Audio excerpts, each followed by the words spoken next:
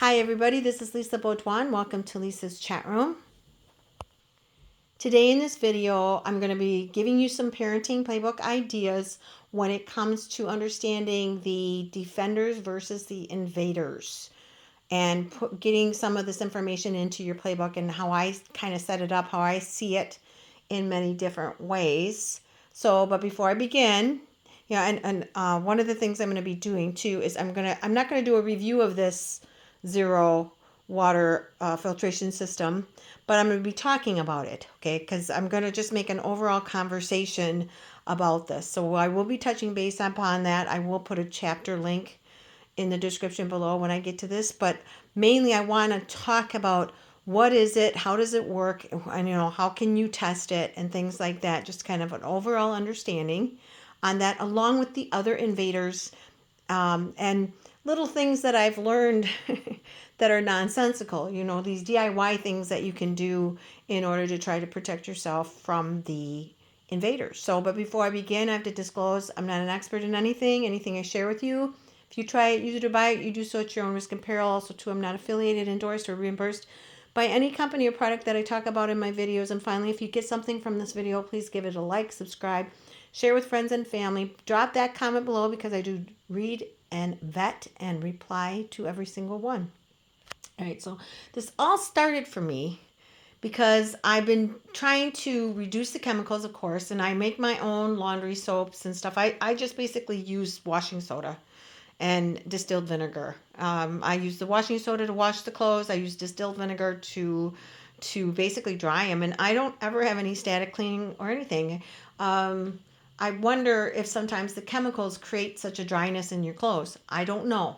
And again, this most of the stuff is done by research, but some of it's just questioning.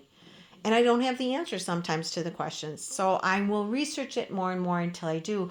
Putting it into the parenting playbook, I think, is very important. So first thing I'm going to do is I'm going to come over to my computer here.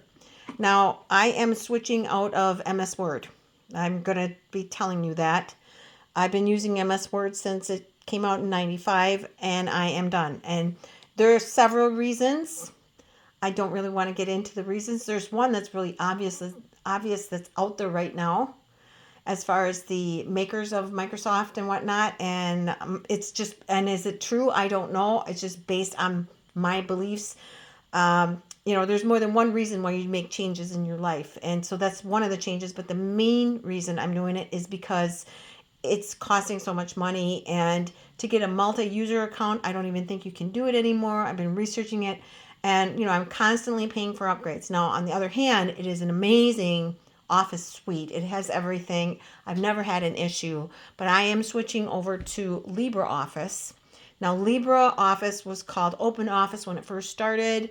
They also have Apache. And Apache, I guess, split off from Libra. And I've tried them both. And for me, the Libra is the one I'm going to use because LibreOffice is mostly updated, as far as I can tell.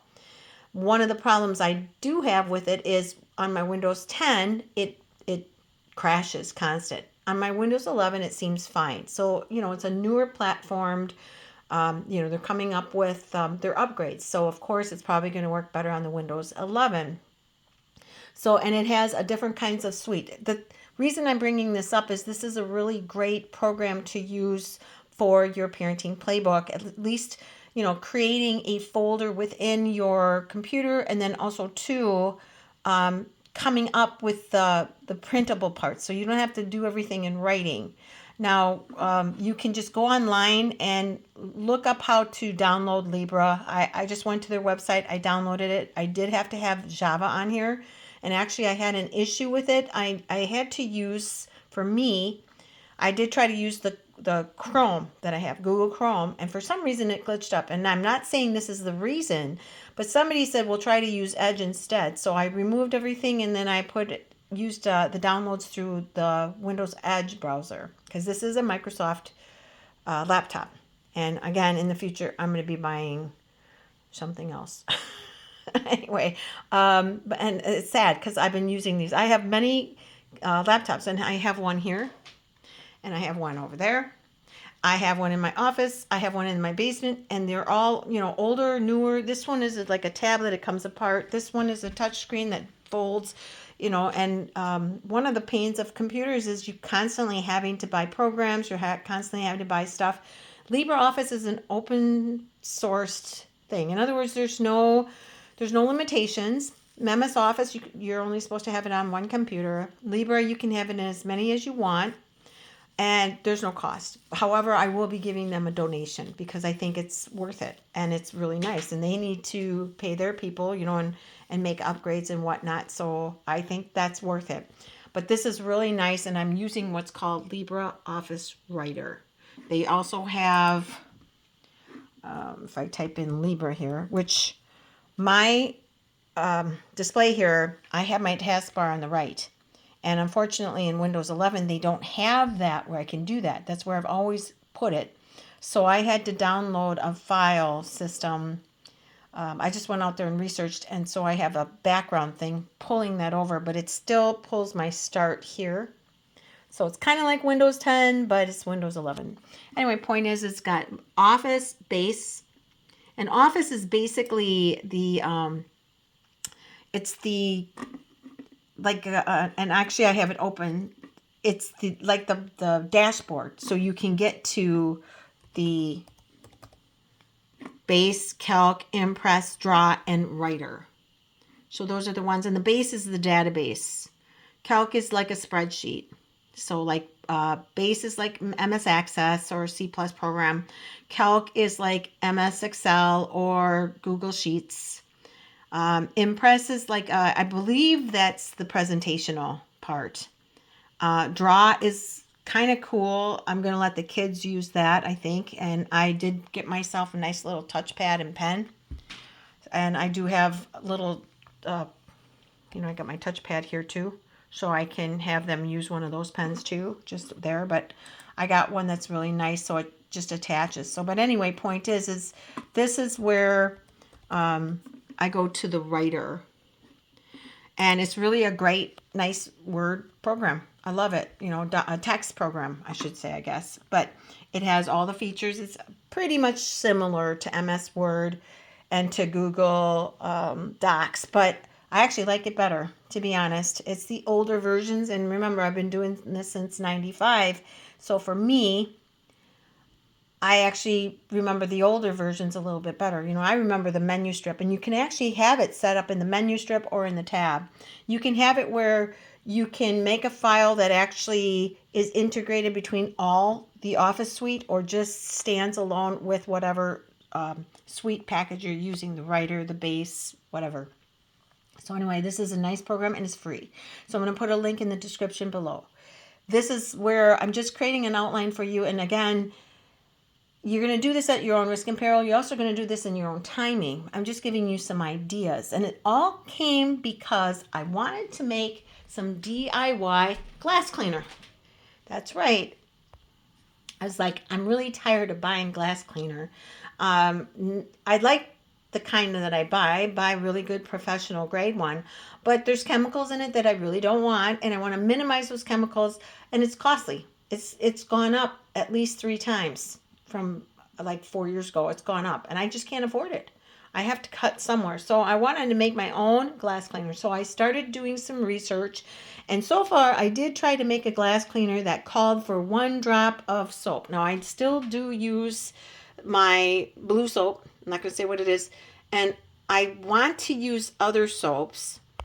But the problem is, first of all, I was using the Ecos. And I do like the Ecos. And the Ecos is a plant-based soap. And I really like it. It is a little more expensive.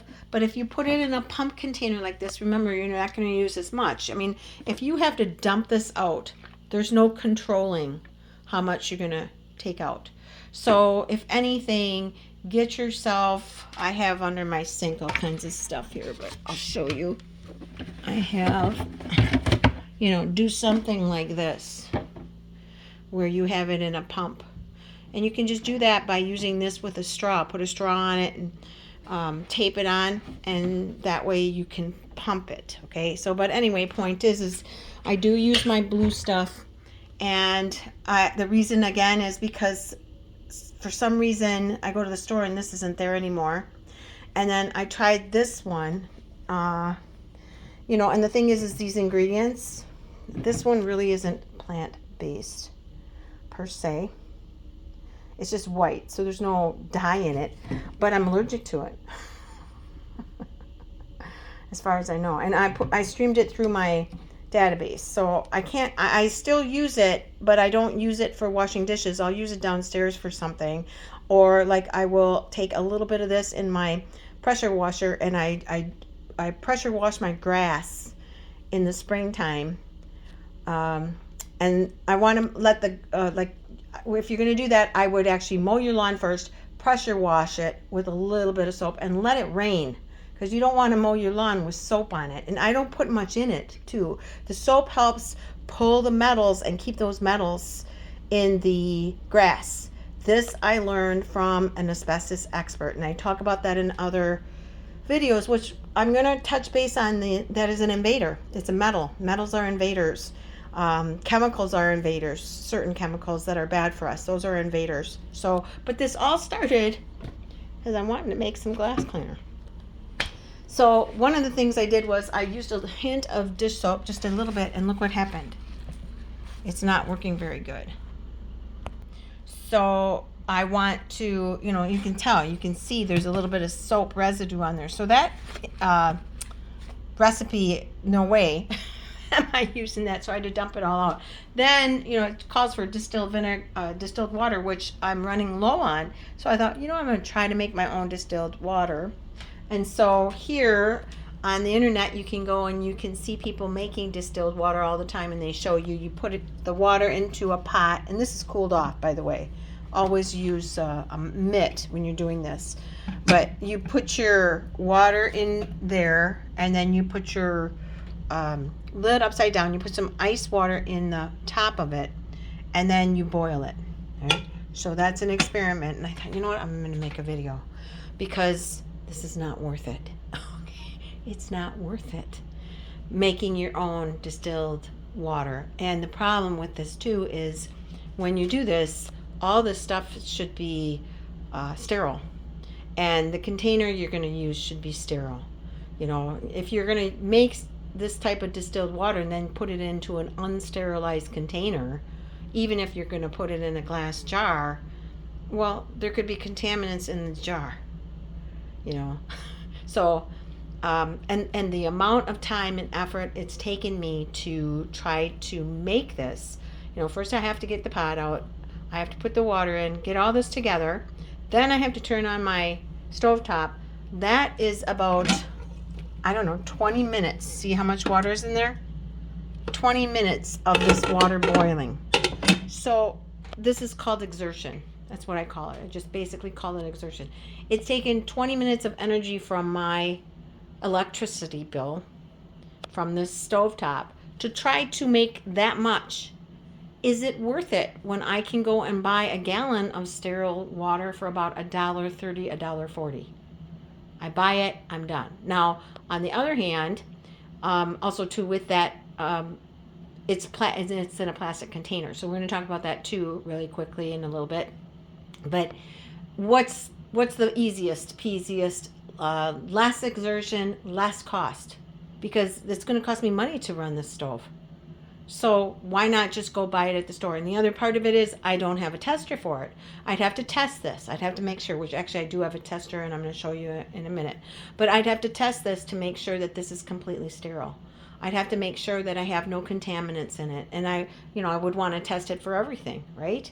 So is it worth it when you can go to the store for about $1.30? Maybe it's a little more in your area, but for even a couple bucks, they're going to test that water usually. And that's the one thing you want to do is when you go buy your water, make sure that you are going to their website to see what they're testing, what their levels are, and what they're mandated to do by whatever country you're in and whatever's going on, right? That's one part. The other part is you could check it yourself too, all right, to see if it is safe. And the thing is we're never safe. Okay, that's the reality. We're being bombarded by things. So I'm going to switch over here, go back to my LibreOffice, and I want to talk about, first of all, how you're setting this up in the Parenting Playbook is you want to start with Parenting Playbook, a tab. You could just put it in the front. Defenders and then Invaders. So the defenders are basically amino acids, fats, carbs, water, minerals, things like that. Okay, and we can talk about that in another video. But basically, your main defenders are the amino acids, which are the proteins. They're creating proteins in your body. They're for sustenance and for creation, right? Fats are basically the lubrication part of our bodies for absorption. And carbs are basically sugars, which give us that immediate energy, which all three of these, if they become stored, they store in, the pathways are slightly different, but they become stored energy known as fat in our bodies if we get too much, right? So they're different, but your carbs are basically sugars. And your sugars are broken down into monos, dias, oligos, and polys. So you got your complex, you got your simple and your complex. And your simple are basically the mono and the dias, saccharides we're talking about. And your complex are your oligos and your polys. They're chains of sugar chains. So mono is 1 chain, dia is 2 chain, oligo is 3 to, I think, 8 or 3 to 9, and then poly is 10 or over. So those are sugars. They're basically for energy. Think of it that way. And do they do other things in the body? Probably, maybe. But what I'm getting at is just to have some kind of understanding how this is working, parsing it off so you can research it better. Amino acids, you've got essential amino acids. Usually they talk about 20 amino acids. 9 of them are essential. There's a couple that are sort of like semi-essential, which you can get through the diet. The rest of the amino acids are made with other things, basically. So, and that's a whole nother topic. But this is a really great way for you to set this up when it comes to researching. And research is time consuming. It's exerting energy. It's really good. It's brain therapy. It's actually like working out your brain. So it's a really great thing to do. But these are the defenders. But today what we want to talk about mostly, really quickly here, are the invaders. And I've talked about them before. The invaders are basically, and there's probably more. There can be more. There could be a little parsing out. But basically we got our biological meaning. They're living. And so we've got viruses, bacteria, prions, which is that mad cow disease. It's a protein that kind of folds within itself. And then we've got fungal and we've got parasitic. Those are basically the invaders. And I split them out when I research like this. So for instance, when you're looking at pneumonia can actually be viral, bacterial, or fungal. So you can either put pneumonia in one tab and parse it out, each one, or you can put it into each one. Totally up to you how you want to do it. But I just want to show you, that's how I see it. I ask myself, what is it? What is it first that I want to research or learn more about? The second is the one we're going to talk about mostly is the 9 biological here. So we have chemicals, metals, and gases, and plastics, which I didn't write that down. I'm going to show you that somewhere else. But chemicals are what we get through consumption, on our skin, and even breathing in, right? I'm just kind of giving you an outline of how this would work in a parenting playbook. Metals are things like lead, things through consumption, things through our skin. Gases are things that we breathe in and then land on our skin, and then plastics. So let's go downstairs in my greenhouse. I'm going to show you plastics. All right, so I'm getting my greenhouse together. If you've ever seen, I have an indoor greenhouse garden that I built for myself, and I love it. One of the reasons I stopped making videos and stopped growing is because I started to research plastics. And I realized that everything I did, I bought all this organic dirt and using good water, and then I'm putting them in plastic containers. And that's what I was doing. And it's like, oh my gosh, what can I do? How can I change this? So I've just kind of been sitting and brainstorming and trying to figure out what can I do that's healthier than this. Because when we get into going back upstairs, we're going to talk about the invaders and the process of trying to get them out of our bodies, because we're going to get stuff in us, but we want to try to get stuff out of us. And what is most bang for our buck? What can't get out of us very easily is what I'm saying here.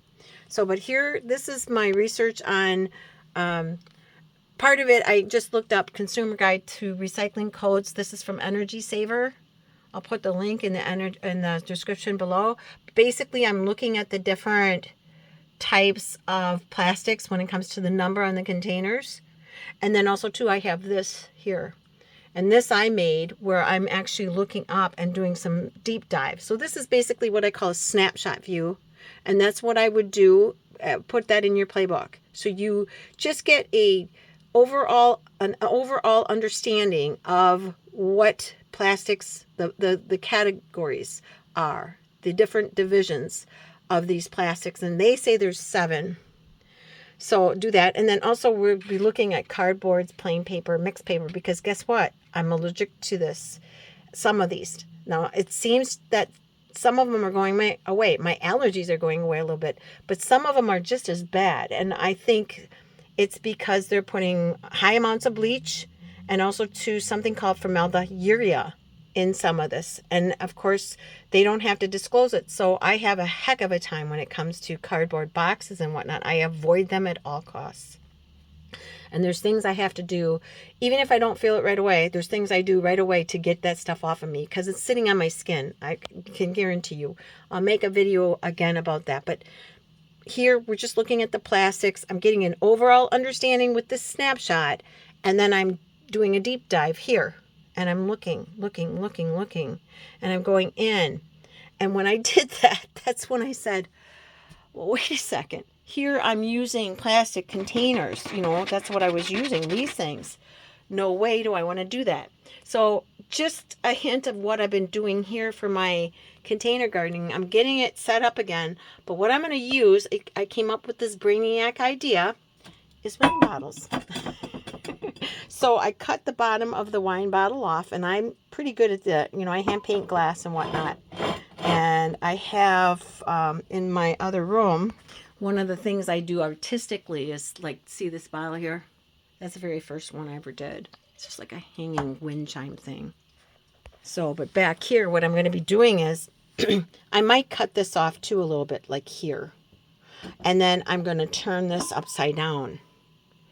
And I'm just trying to figure out how I'm going to hold these. I might just get some kind of or make some kind of an apparatus that, you know, the macrame plant hangers, and use that rather than try to put them into a container. I was thinking of putting them into the crate, you know, and having something that holds them in place.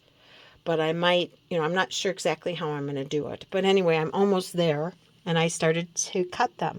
Why?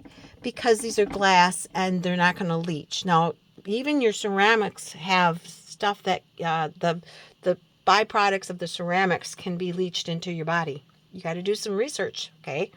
But for me, I look at what is more bang for my buck.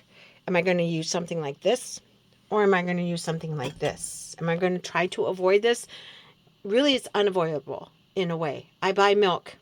I can't afford milk in a glass jug. It's too expensive. So I have to buy the milk that's out there. So I'm going to have to do that. But the question is then, how do I get this out of my body if I'm leaching it? And how do I know how much is going in my body? And, you know, that's the thing. Reducing that exposure as much as possible. So, and especially when it comes to things that I'm going to do for myself, as far as like the projects, like having my own greenhouse. If I'm going to go to all the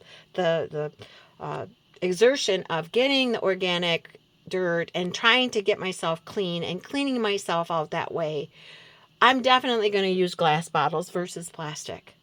Get what I'm saying? That's what I'm trying to get at. I'm never going to get away from plastics. One of the questions with that is try to minimize it, but then how do I get it out of my body once it's in? That's the question, right? Exactly.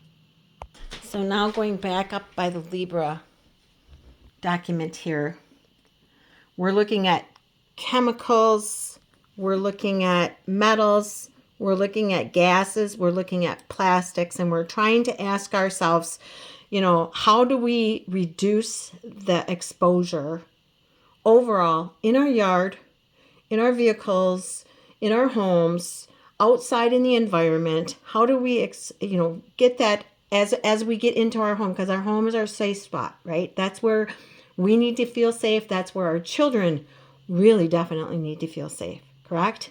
That's the point of trying to feel as safe as possible. So we have to kind of look at it that way, and you branch it out that way. How can I protect my home? And I'm looking at all these invaders. What can I do to try to eliminate them once they get in my home and in my body? And of course, your body is your first home.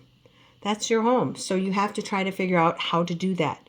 And so when I look at something like metals versus plastics, like lead versus plastics, how can I get lead out of my body? Now, we're not talking about overexposure of lead when it comes to like lead poisoning, which I think we all have a bit, in my research, in my opinion. We're getting bombarded, and we're getting bombarded by chemicals, and most of it is coming, and this is my opinion, most of it's coming from the east. It's coming from across the ocean. And I don't know if it's planned, which I have read on some websites. Doctors feel like it's planned. They're really, seriously, especially like your plastic glasses. They have, some of them have BHT in them, and it'll literally tell you, caution, using this can lead to cancer, and we're literally being told, hey, you're going to get, you're going to probably get cancer from this, or it could lead to it. Meaning could is the word that they use, giving you the thinking that, oh, it might not. Well, that's a bunch of bullshit, okay? If the chemicals in there, it's a potential. Let me put it that way. So you want to reduce that potential of having that. So for me, like with my glasses, first thing I did was I put them in as hot as water as I possibly could to clean them. And then I tried to, trying to leach out the chemicals within the plastics, but they're in there. I'm going to get it in my skin. So how do I get plastic out of my body is the question. And how do I get metals out of my body? And this is where a lot of your own research is going to have to take place. Some of the things I do, like for me, and again, this isn't about overexposure of lead. This is just like where lead is getting in your home. Like I got a letter that said there's lead in my pipes. Is that an overexposure? I don't know. I do know that they have my, and these are pipes that are coming from the street into the beginning of my house, the main pipes. They're going to come in and they're going to change them out, but it's going to take a couple years to do it. So it's like, okay, Jesus, all this time. And the worst part is I'm paying this freaking water bill. Most of the water bill isn't even the water. It's the fixed surcharges. What a crock. And I'm thinking, you're giving me bad, pipes, and I'm just to tolerate it. And the girl goes, well, just leave your water on for 30 seconds, and that's pretty much going to rinse it out. Well, first of all, how do you know that? How do you know that? Well, they've tested, but they haven't tested my line, right? So just looking at water, and actually that's where we're going to head into mostly, and leads and things like that in the water, and plastics though, too. Because there's a fine line between, okay, like this water filtration system, all right, the water's going in the plastic. So how much plastic is leaching into the water? And then when do I change out that filtration system? And then how much lead and materials get out of the water? Okay, but what about plastic? Does that get out of the water? Or do they test for plastic? So one of the things you want to do when you are buying a product like this, when you're going to try to buy anything like this, do as much research as possible when it comes to it, which I did. I've actually talked to the makers of Zero Water, gotten so much information from them, and I'm going to be doing a review of their filtration system. But before I do, I'm just broaching some of the ideas here. One of the concerns I have is, first of all, how do I know this filter is going to be bad? How much is that filtrating out of my water? What's the tests that they do? How many particles per unit? Does it get out lead? What kind of metals does it get out? But most importantly, is there plastic in this leaching from this container? Because this container is plastic, right? That's my main question, because I don't want to, how can I put this? And you got to take this with a grain of salt. I don't want to exchange one invader for another. So one of the things I would do is, first of all, do your research really a lot. When you're going to buy a product like this, do your research and try to get the best bang for your buck. Now for me, I would prefer to have something like this with a glass encasement, but they're going to use plastic to hold the filtration system, right? And you can actually go online and check out filtration systems. There is, I've talked about this quite a bit. I've watched on YouTube these historians and archaeologists that live in the eras of bygone past for like a whole entire year.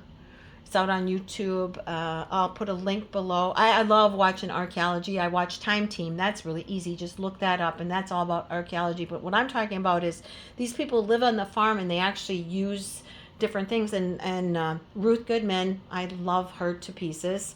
She, and all of them, Alex and all of them, Fonz, he used to call himself Fonz, Peter and Tom, and all of them, they're just so intelligent, and they show how people of the past did things. And for washing clothes, Ruth shows you literally how they took ashes from the wood stove or the stove, and then they would use different things, and I'm not going to get into it too much, but you'd have to watch her. They used different things to wash the clothes, and the clothes were washed. They were washed using organic biological materials that go back into the dirt, they'll go back into the soil, get replenished by the process of the soil. I mean, we are living on a living planet. I think people don't think that, but this is the case. And everything is basically rechurned, remade through the dirt.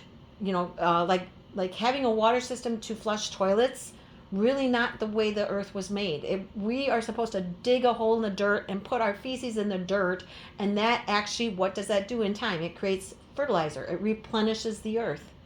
You know, and these people back in farm age time, we're talking about like the monastic era, like way back hundreds of years, and Georgian era, all these farmers knew this, and they might not have known the science behind it, but this is what they used, and it worked. So understanding the process of filtration is really important. First of all, the difference between a filtered system and distilled, and basically what I come to think is this is filtered and this is boiled. That's the steam being boiled and all the residue staying in the bottom of the pan, while the good stuff, the steam that doesn't have any of that, is going down into that bowl, right? That's what the difference is. However, there are pluses and minuses. I have to, over there, that's my little stove, I would have to sanitize everything. And what about this? They talk about how you have to get this really super clean with very hot water and clean it out as best as you can, because if you don't, guess what? Then you have contamination in it. They talk about how to remove this. Why? Because contaminants can get in here. So there's things, you know, a lot of people buy one of these and set it on their counter and say, oh, now my water's clean, right? That's the other thing. Relying on these people too, and not that they're bad people. They're very nice people. I really like them. They're very intelligent. They gave me lots of information, but I'm not going to rely solely on what they tell me. So here, what I'm showing you here, I have some tests here. So this test is actually a urine test. Now, I'm going to disclose here, I would never use a homemade urine strip as making an analysis on my urine. This is basically, and I will do a video on it, but it's basically just to learn about what this test is. You know, when they do a urine analysis on you at the lab, at your doctor's office, what are they testing for? That's basically what this is. I mean, this stuff came from, I'm not going to say where it came from, but and honestly, I did some digging, and it looked like it came from the U.S., but it really didn't come from the U.S. So, but mostly what I want to share is, you know, what is it? What are they testing for? And so when we're testing the urine, this is called a T10. So they're testing 10 different things, and they're testing for white blood cells, leukocytes, nitrite, and I know it's kind of blurry. Let's see if I can clean this a little bit here. Okay. get it over here. Okay, it's a little bit better. So it's testing for leukocytes. No, that's actually worse. Leukocytes, nitrates, several different things. And I don't want to go through all of them. Proteins, pH. This is the one I wanted to talk about. There's a balance between bases and acids, or alkaline and acids, alkali acids. This is something I think you should go out and research more about, because everything, including your body, has this going on. It is a balancing act between bases and acids. And even all your products, especially your mixed products, your laundry soaps, your shampoos, your cake mixes that you buy, the cake mixes that you make, there is different things in that to create chemical reaction of equality, I guess you could say, and also to just chemical reaction at times. So understanding that there's citric acid and then there's baking soda. And understanding baking soda and washing soda and what those are. Sodium bicarbonate and sodium carbonate. And basically the baking soda, I think I did a video on baking soda versus washing soda and should you make your own. I think it's a freaking waste of time. And people are making, videos and sending them out there without any disclosure. When you take and you bake baking soda in your oven to make washing soda, you are reducing, you're burning off the carbon dioxide. So if you have a 4-pound box of baking soda, first of all, you're burning that off. Secondly, all the time and exertion it takes to make it. So baking soda nowadays costs about $4 a box. Washing soda is about $6.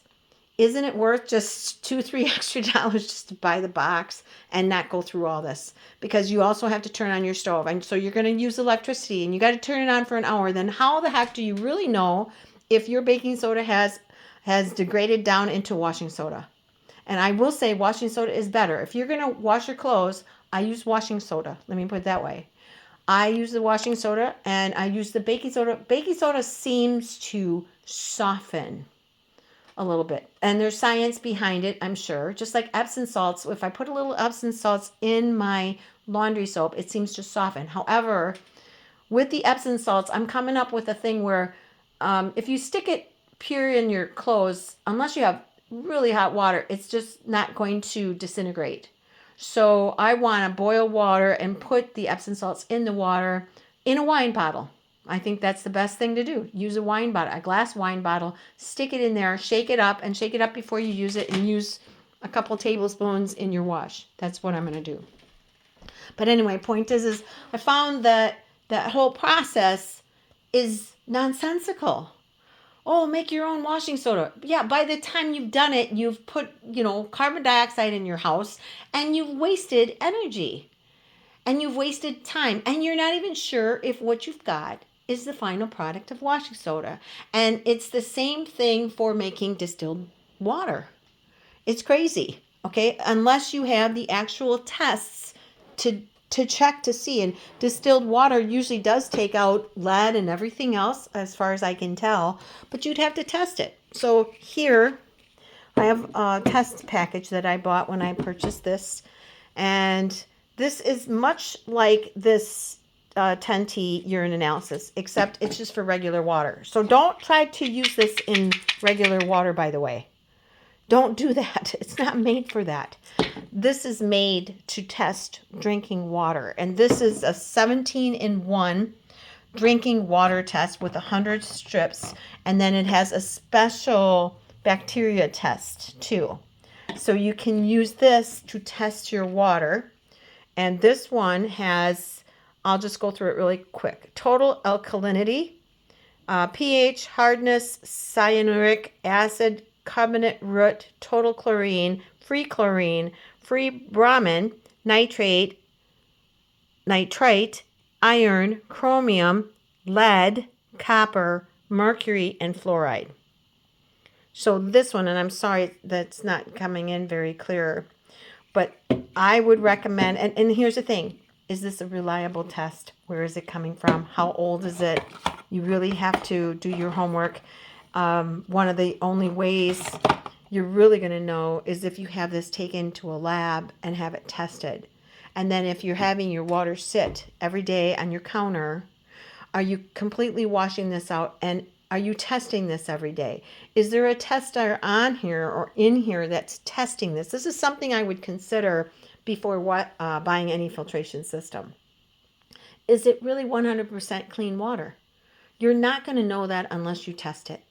You're not going to know, like your blood sugar, you're not going to know your blood sugar unless you test it, unless you have a blood test. You're just not going to know. You can go by symptoms, but you're never going to know totally. So that is what I wanted to share with you today, because I find it nonsensical when I see people, and a little frustrating too. And I get a little angry at suppliers when they don't disclose. Now, these people disclosed everything to me. They've got a great manual. They've got a wonderful website, the Zero Water. They've got a wonderful water site, a website that shows you all their tests and everything like that. The one thing that I just don't like here is there's nothing that indicates to me when the water is not good. Now, maybe, I think they gave me a thing to put in the water and I can test it that way, but that's not what I mean. I would like to have like a like in my fish tank, I had a thing that showed me when the water was bad, when I needed to change it, literally. So I would want to buy something like that. I would also want to have it in glass. I'd prefer something in glass. However, you're going to get some plastic exposure. And then I want to know how much plastic is in here. So I want to look, before I use this, I want to go online and find something that actually tests plastic. And I did find here, I'm looking up different things. What's the difference between purified water and filtered water? Make sure you do your homework here. Here is where you can get some of your ultimate water test kits. Just do a search. You can find all different kinds of things. You can also look up different kinds of water filtration systems. And again, I would try to find one that actually tells you when to change the filter out. That's my personal opinion, because you just don't know. They may say 2 months, 3 months. I think something like, I'm trying to remember. And again, I'm doing the best I can here. I don't think there's anything that indicates to me when I need to change this out. There's like a timing, like a calendar that says change it out then, if you're using this much water. And again, it's also about how much water are you putting in there? How much water has to be filtered? If you're changing this every day or every couple of days, you got to change it out faster. And that's the cost of that darn filter. And what is that filter made out of? What's in that filter? So those are lots of questions you want to ask yourself before you buy a product. All right, so let's go through some of these. That's about parasites. I was looking up parasites. There's another one. You don't need that. Here, this is actually a really good article, web article. It's lad.org AU/LANV 10N2 /LANV 10N2-9.html. This, I'm going to put this in the description. This is actually very good, because what I'm showing you here is I use smoothies that have minced garlic. And I buy the minced garlic. I like to buy the minced garlic in a glass jar. So that's one of the things I would recommend you do. I was doing it with fresh or organic garlic, and I'd press it every time, and it was a pain. Again, that exertion. So I just buy it already minced up. It's not as active as having the whole clove and activating that clove at that time, because when you chomp down on the garlic, when you press the clove, you are creating a chemical reaction within the air and the momentum of actually crushing that clove of garlic. A lot of people, and you got to see it that way. It's a reaction. It's a chemical reaction. But when you chomp down on that garlic, what it does is it creates a reaction. And so this is one of the ways that I remove metal out of my body, is by this. And I really like this article. It talks a lot about, you can go in here and read about this. Animal studies have consistently shown that garlic is not only able to reduce blood lead, but reduce lead levels in key organs, notably the kidney and liver. May also be protective of glucose metabolism. There are indications it may be a neuroprotective against some lead-induced brain damage. This range of effects is probably due to a range of sulfur-based compounds, including methanol, that play a key role in the synthesis of amino acids and oxidants. It goes on and on. And again, remember your amino acids, those are your defenders. All right, so point is there's this part that you have to ask, how can I reduce my exposure to this, but then how can I get it out? So this is where you kind of pull over. And I talk about structure, function, dysfunction, therapies, and remedies. We're kind of the same path we're following here. We want to know what we can do to remove it, because we're going to get it, whether we like it or not. And the question is, okay, can I remove lead? Now, there's a lot of controversy on this, because some people say, yeah, this is one way. Now, I'm not talking about lead, like overexposure of lead contaminants. And honestly, I think the first thing you need to do, and you should be doing, and I'm pretty sure they do, is they test kids' lead levels every 6 months or every year for their examinations. You got to get a test. You will not know if you are exposed to something without a test like that. And lead is like one of the number one metals that is so horrible for kids. I've done extensive research on it, because remember, I had the guy with the garage. He's over here. He sanded down his garage and his whole freaking house, and all that lead, or all that paint that was lead-based paint from the 50s, he sanded to the wood, and it all blew this way.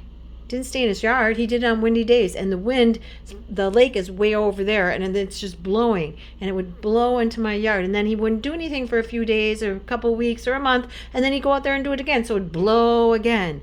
And that's why I had to do all this, and I was just, you cannot fathom how upsetting that was. So I did my research. I had the asbestos expert over here, and that's when he said, take and use a plant-based dish soap after you've mown the lawn. Very little of it, you don't need a lot, and pressure wash everything. Now make sure that when you do that, if you hit your house, you don't want to do that on your car and leave it sitting on your car or your house or your windows or anything like that, your sidewalk. You want to get that off, but on the grass and the dirts and stuff, you want to do that. And honestly, there's lead in dirt, there's lead in the environment, so there's going to be a certain amount. But to reduce that type of overexposure, that's what I did. And I can tell you, I felt so much freaking better. I was just besides myself. My PTSD, what a horrible person, because he knew, and he would say, you should go in and take your meds. Oh my gosh, how can you live with yourself for being like that to another human being? And I do have mental conditions. What a horrible man you are. And I suppose I could have taken him to court, but there's no civil laws, or there's no legal laws. There's no, he's not breaking the law. Maybe civilly I could have done something. If I'd have to prove it, I'd have to have people in, and also to the time that it would have taken. So there's nothing I can do about it except know, and I don't want any bad to happen to him either, but eventually what he breathed in, what happens to him is his own making. So, but my point I'm making is, I did that with the outside, and then on the inside, I took and I wipe everything down every once in a while. I use my dusters. I use distilled vinegar and I spray it on. Now there's contention with that. People say, oh, that's not good enough. You have to use a HEPA vac. And, I did my research on the vacuums, and the vacuums have bad stuff in them too. So it's like, oh. So what I would suggest is at least wipe them down. Now, I do use those dusters that I just love on the ceiling, the walls, everything. I use a HEPA vac, and, he's done. He's been done for quite a long time, since last year, and things are much better. And I can tell because the debris isn't hitting. I literally could see. It looked like, that movie Interstellar with the dust all over? That's what it looked like in my home every day. You can't imagine. And knowing that is lead based. And he said something to I don't know if it was the DNR. He said, well, no, the paint that I've used, it doesn't have lead. You moron. Your house was painted in the 50s. It had lead. Every paint had lead. As a matter of fact, DH said, you don't even have to test, which I did have a test. I had a test in a private lab. I only had dust remnants, but they showed up with lead. And it's like I said, I was going to take them to court, and I just gave up. What I'd rather do is take this in front of the mayor and make laws that homeowners cannot ever do that again, because the people around, me, I'm very, I know But what about the neighbor over here with the dogs? Which, okay, we've had problems, but I sure don't want to see her dogs die of lead poisoning, or her children get affected, or she get affected. I am not that kind of person. So what about them? Do they know what's going on? And I can't say anything. I can't say anything to them because it's not against the law. I've got to be very careful what I say to who. I can put this on my website, but I can't say who they are. I can't go up to their door and say, hey, did you know this person's doing it? No, I cannot do that. The only thing I can do is shed awareness this way. I won't get into trouble. But my point is I have to protect myself first and foremost. And one of the things was to do that. The other thing was to wipe down my ceiling. Now, the next thing I'm doing now is I'm getting a steam mop.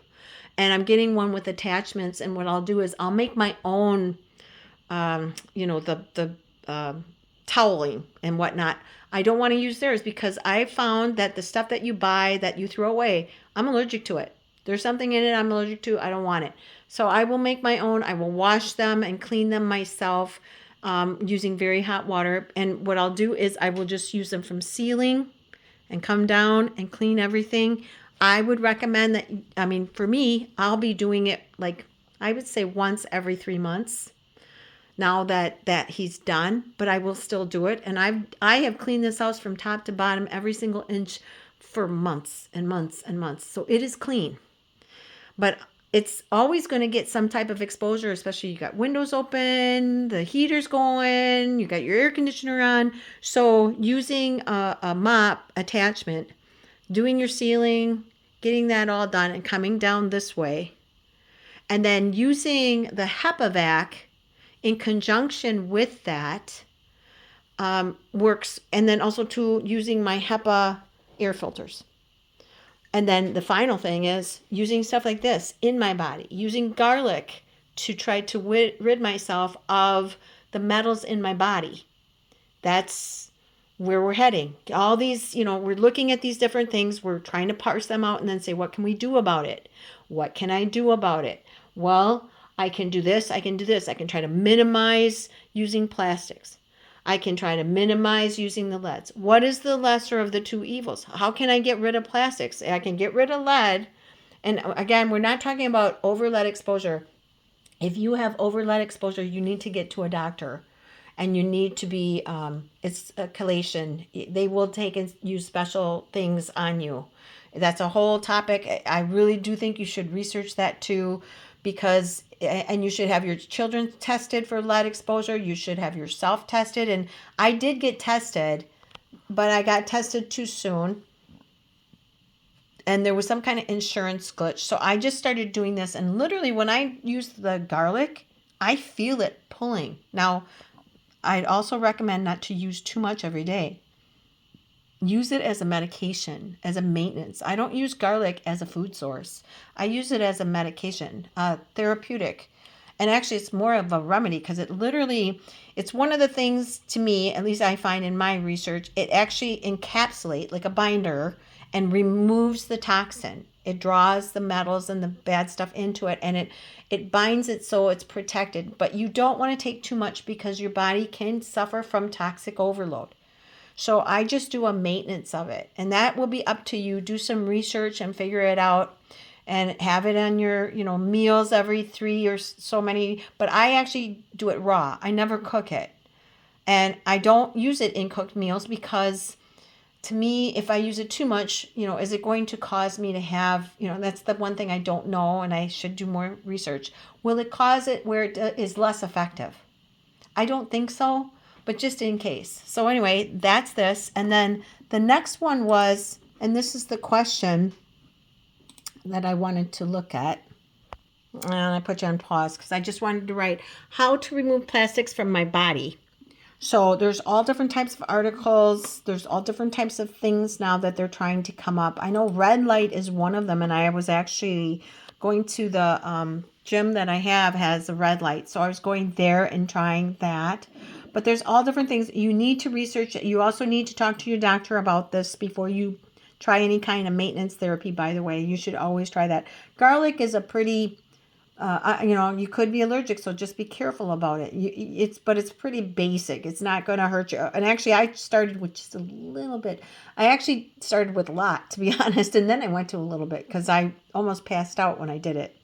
And so you got to be careful, but talk to your doctor before you do anything. Make sure that any kind of therapies or things like this, anything you have to ingest or put on your skin, you really have to think twice about. But the thing is, every day we're using stuff that has so many chemicals in it, like our eyeglasses, like our bifocals and whatnot. It freaking tells us on the label. Could have lead, or it does have lead, or it has BHT, or it has some chemical exposure that can lead to endocrine damage, which that's your hormones, can lead to all kinds of stuff, cancer, and we're still using it. Have we become that freaking numb? Okay, don't allow yourself to become numb like that. Make this parenting playbook, and if you don't have kids, make it anyway. Make it for yourself to understand the invaders versus the defenders, and break it down into a parenting playbook like this or a playbook like this, so you can do the research, because it can be overwhelming. So that's the whole point of this video, just to help you with that and to show you how I do it, and also give you some really good thinking. Question. You have to question. You can't just assume that everybody's out to protect you. Now, these people, they seem like really great people, but they are also out to sell a product. So make sure that this product is right for you. Make sure you're going to get enough bang for your buck. Learn about filtration systems. Like I said, they talk about it in this history video. They talk about it a lot. She brings you through the different eras and shows you how they wash clothes in every era, how it kind of moved forward. And I think it's just fascinating. But also two other things too. They teach you, and watch them, because it really helps you like have a foundation when you're starting to do this research as well. So anyway, with that, that's it for this video. I hope you've gotten something from it. Again, please like, subscribe, share with friends and family, drop the comment below. Last thing, make sure you understand, take these with a grain of salt. The best thing to do is to have your water tested. The best thing for a urine analysis, you have to go in and get a proper urine analysis. They make sure that their stuff is accurate, and this stuff is, who knows where it's from. So I would get a test. I'd have it tested by the city. Sometimes I think the city might even do free testing. I would definitely have it professionally tested at least once in a while to see if it's working. All right, so that's it for this video. Please, again, give it a like, subscribe, share with friends and family. Drop that comment below, because I do vet and read and reply to everyone. But most importantly, people, please stay safe and stay healthy, and I hope to see you back here again in Lisa's chat room.